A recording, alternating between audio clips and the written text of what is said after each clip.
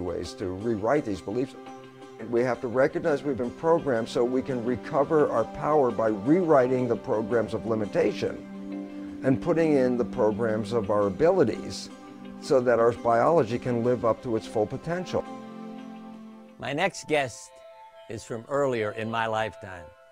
He has brought forward the message of how our thoughts create our reality. Here is some vintage film from over 60 years ago. Meet Napoleon Hill. And now, may I request that you forget all your problems and just relax while I bring you the master key with which you may unlock the door to any opportunity that your mind can conceive. When I first heard Andrew Carnegie describe this natural law, which makes it possible for you and I and everyone else to write his own price tag in life and attain it, I became so enthused over it that I began to search for the power back of it, a power which is greater than poverty, greater than the lack of education, greater than all of your fears and superstitions combined. It is the power to take possession of your own mind and direct it to whatever ends you may desire. My search led me to the study of the spiritual forces with which all of us are blessed. And it was in this field that I came upon a clue which has enabled me to help millions of people to find their earthly destinies. Everyone, said Mr. Carnegie, comes to the earth plane blessed with the privilege of controlling his mind power and directing it to whatever ends he may choose. But, he continued, everyone brings over with him at birth the equivalent of 2 sealed envelopes, one of which is clearly labeled, the riches you may enjoy if you take possession of your own mind and direct it to ends of your own choice. And the other is labeled, the penalties you must pay if you neglect to take possession of your mind and direct it. And now let me reveal to you the contents of those 2 sealed envelopes. In the one labeled riches is this list of blessings. 1, sound health. 2, peace of mind. 3, a labor of love of your own choice. 4, freedom from fear and worry. 5, a positive mental attitude. 6, material riches of your own choice and quantity. In the sealed envelope labeled penalties, Mr. Carnegie continued, is this list of the prices one must pay for neglecting to take possession of his own mind. 1, ill health. 2, fear and worry. 3, indecision and doubt. 4, frustration and discouragement throughout life.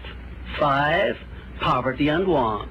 6, and a whole flock of evils consisting of envy, greed, jealousy, anger, hatred, and superstition. Psychologists have discovered a natural law which is the very foundation of all personal successes. And I can describe it to you in one short sentence so you can understand it. Whatever the mind can conceive and believe, the mind can achieve. When I began speaking at medical conferences about my experience with cancer patients and the relationship between mind and body, the reaction of other doctors was quite a surprise. They were very angry with me over my experience. I remember one asking me at the end of a conference, "Are you telling us that we're doing it wrong?" I have found that closed minds do not want to hear or accept anything new if you introduce them to new concepts. It is as if you are shattering their long-held beliefs, whether they're religious or scientific. They prefer to hold on even when others have seen the truth placed before their eyes. As Shakespeare said, there is nothing either good or bad, but thinking makes it so. Try opening your mind up just a little. The slightest change in perspective can alter your entire life.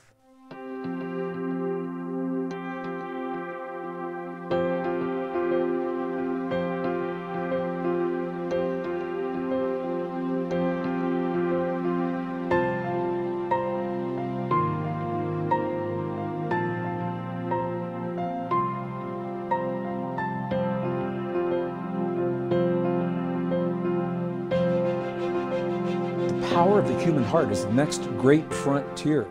It's a power that has been discounted and overlooked since science began, largely 300 years ago. It is the human heart, the very first organ that forms in our bodies when we're in our mother's womb. Now, to many people, when we think of a heart, we think simply of a pump that moves blood through our bodies. And while that is an important function, what the studies are showing is that it may be the least of what our hearts do. That our hearts are actually the master organ that send the signals to our brain that either affirm our health and our healing or become the obstacle between us and our healing. This is a key, and it's a subtle key, but it's a powerful key. The signal that the heart sends to the brain is based upon the way we feel. The way we feel in our bodies and about our world. When we feel a sense of well-being and safe, for example, that is one quality of the signal our heart sends to our brain, and based upon that signal, our brain sends the chemicals into our bodies that affirms and sustains that healing. And what the studies are showing is that in the presence of those kinds of experiences based on what we would call appreciation or gratitude, care, compassion, those are the quality of feelings that trigger this experience in our hearts that establishes the coherence between our heart and our brain.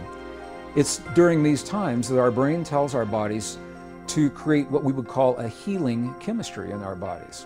I think that we need to be more serious about the power and our responsibility when it comes to spiritual healing. You know, when Einstein said we will not solve the problems of the world from the level of thinking we were at when we created them. And the way this is spoken of spiritually is the idea that enlightenment begins as an intellectual abstract concept, but then it has to make that journey without distance from the head to the heart. There is a personal power in you that is only accessible when you move from your head into your heart, into your core. When we are accessing our gut feelings and what we feel in our personal space, what we feel in our hearts, we are accessing the infinite possibility that is available to us. When we move into our heads, we automatically move into a world of limitation, a world that is based upon what we think we should be doing, thinking, saying, feeling. We move in a way in life that does not allow us to actually feel what we choose.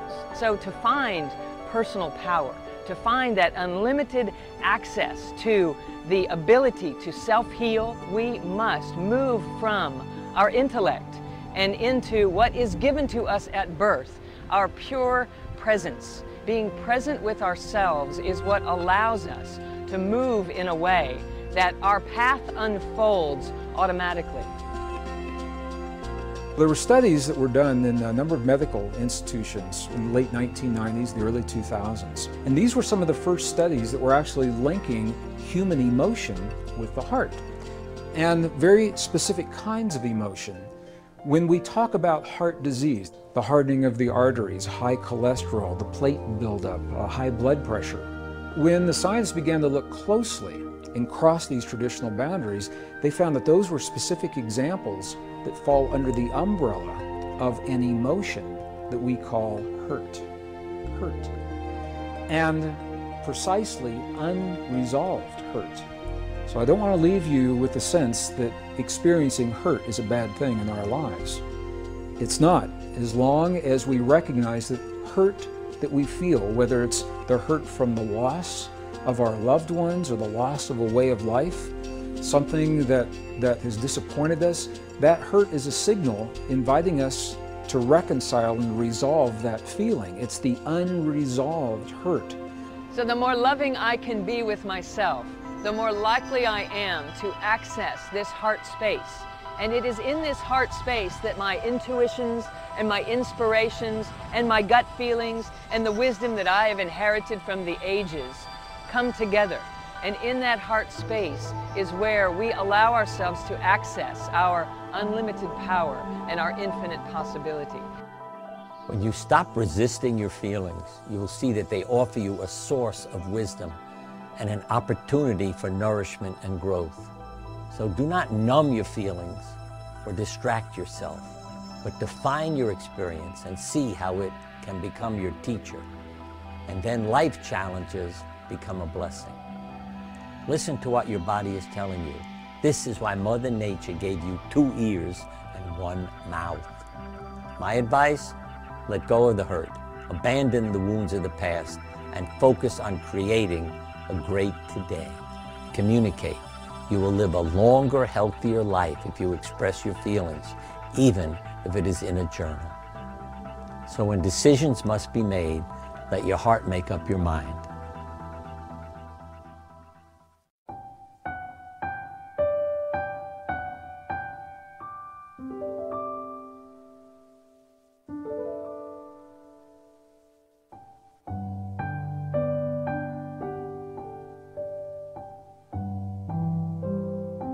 Love is a feeling that doesn't require another human at all. I mean, you could go outside and look at a beautiful landscape, and I mean, that just blows your mind, and you go, oh my God, you just feel it. Love is a feeling that the system, your biology, is taking whatever you're looking at, your interpretation, and saying that whatever that thing is, that is so in harmony with me, that I will release the chemistry of harmony. So love is like a beautiful sine wave, a beautiful, nice, smooth wave like this. And I go, what's fear? And I go, oh, fear is a choppy line like that. And I say, so you can feel the choppy line, you can feel the smooth line. And the smooth line love is what you're feeling are the emotional chemicals that say, what I'm interpreting in this world around me is fully supportive and in harmony with the desires and wishes of my life. One of the most powerful tools, and not one that the mind would think of, is self-love. Love is what is happening constantly. The question is, to what degree am I allowing myself to participate in it? We've always associated feeling loved by being loved by something outside of ourselves. And when we do that, we constantly set ourselves in a state of fear. What happens if you stop loving me? What happens if I never find someone to love me? Well, no one ever did love me. My parents didn't love me, my family, siblings didn't love me. All kinds of absence of love has been existing. In the empowered state that you actually are, what do you think you were interested in when you came into this life and you landed in those kinds of circumstances? You must have been interested in finding it in there and bringing it out in some way. When it wasn't delivered or isn't consistently delivered today, there's a reason for that. And when we begin embracing that perspective, we begin to access our empowerment. I think many people are coming to understand the value and the importance of serious spiritual practice. By that I mean prayer, meditation that is not just relaxation and contemplation, but something that includes a mantra of sorts, whether it's Buddhist meditation, transcendental meditation, the workbook of A Course in Miracles. There are many meditation paths, but a serious meditation path actually changes your brainwave patterns. And that is what dismantles, and nothing less than that, by the way. That is the zone, that is the realm, which is beyond the intellectual, where these horrifyingly destructive, even to the point of the creation of physical illness, are dismantled. Those thought forms are dismantled. And the love of self and others becomes not just a concept, but a living and an operational reality. When we begin to listen to what I actually want, what I actually choose, what I'm actually feeling, how I would have it be if I could have it any way I wanted, and we begin to honor that, even in tiny little ways, we begin to build a life expression that is based upon self-love. Does it mean that you have to take a vacation for yourself or go take a bubble bath and light some candles? Is that what it means to self-love? Yes, and you can also do it while you're driving down the road in your car. You can also do it when